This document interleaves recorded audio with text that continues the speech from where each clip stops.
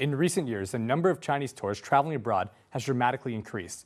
Government data showed that in 2012, the number of Chinese traveling abroad jumped to more than 83 million people. It also predicts the number will likely soar to 100 million by 2013. With the increasing number of Chinese people traveling abroad, the amount spent by these tourists have increased as well. The UN World Tourism Organization released that in 2012, Chinese tourists' total spending on overseas travel reached $102 billion. 65% of that money was used for shopping. This figure is 40% higher than the previous years and is above the next two highest spending countries, Germany and the US.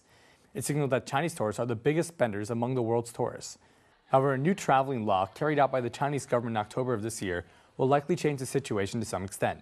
In order to standardize the tourism market, the Chinese government issued regulations on tourism agencies. It prohibits them from arranging forced shopping trips or including overpriced items and package fees. To most domestic travel agencies, the paid projects are the main source of their revenue. Previously, many experts said that new law will lead to rising prices and overseas traveling costs. According to the latest travel agency news, the cost of overseas travel has appeared to rise. European countries and the United States are the most popular destinations for Chinese tourists. The United States government data exposed that there were about 1 million Chinese tourists visiting there. An astonishing figure in the report showed the consumption per capita was $7,000. This was the highest for any tourist. Looser travel restrictions and a strengthening currency helped the figure. Experts said that overseas consumption of Chinese tourism will rise by 20% compared to 2012. A popular tourist destination for Chinese people is Thailand. The lack of clean air and water has made Thailand one ideal retreat from the man-made environmental issues in Chinese cities.